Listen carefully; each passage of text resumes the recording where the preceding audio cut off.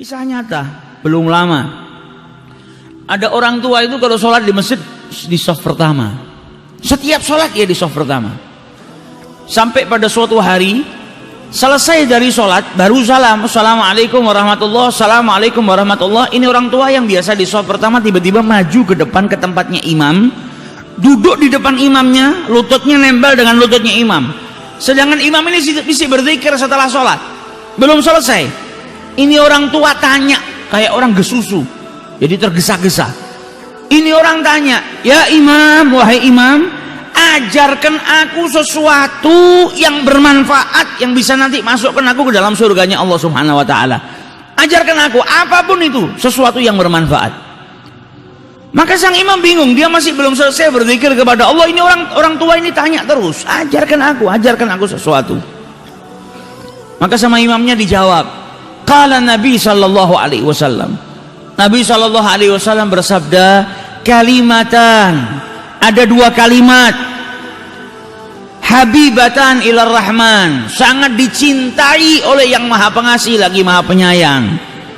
Khafifatan ala lisan, ringan diucapkan di lisan itu. Thaqilatani fil mizan, akan tetapi kedua kalimat ini sangat berat di timbangannya Allah Subhanahu wa taala. Subhanallah wa bihamdihi subhanallahil azim.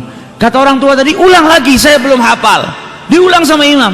Qala Nabi sallallahu alaihi wasallam, kalimatan habibatan ilar rahman, khafifatan 'alal lisan, thaqilatan fil mizan, subhanallah wa bihamdihi subhanallahil azim. Ulang lagi, saya belum hafal. Diulang sama imamnya beberapa kali sampai akhirnya saya sudah hafal. Mulai detik itu ucapannya Nabi Muhammad dibawa sama dia kemanapun, dimanapun dia berada, berjumpa dengan siapapun. Ada pernikahan dia ketemu orang, qala Nabi sallallahu alaihi wasallam, ingatkan orang, ada dua kalimat dicintai sama Allah, ringan di lisan tapi berat di timbangan, subhanallah wa bihamdi subhanallahil azim. Ketemu siapapun dia ucapkan, ketemu anaknya, ketemu tetangganya, ketemu sahabatnya, di masjid, di luar masjid, ada tamu ke rumahnya, selalu dia ulang-ulang kalimatan habibatan ilar rahman, terus diulang-ulang sampai akhirnya datang suatu ketika dia sakit, masuk rumah sakit tidak sadar, selama beberapa hari nggak sadar, koma.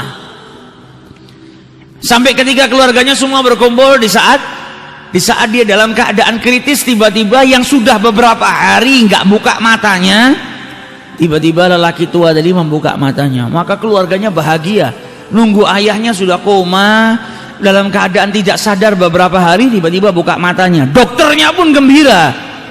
Ketika dokternya hendak memeriksa si pasien tua tadi, dipegang sama yang tua tadi. Yang tua tadi memegang dalam keadaan kedua matanya terbuka sambil berkata, ya dokter, wahai dokter, Nabi Shallallahu alaihi wasallam bersabda kalimatan, dua kalimat dicintai sama Allah, ringan di lisan ketika diucapkan namun berat di timbangannya Allah Subhanahu wa taala, subhanallahi wa bihamdihi subhanallahil azim. Ketika itu meninggal dunia, meninggal dalam keadaan mengucap subhanallah wa bihamdihi subhanallahil azim, mata ala husnil khatimah. Nah ini kalau sudah dibiasakan, terbiasa.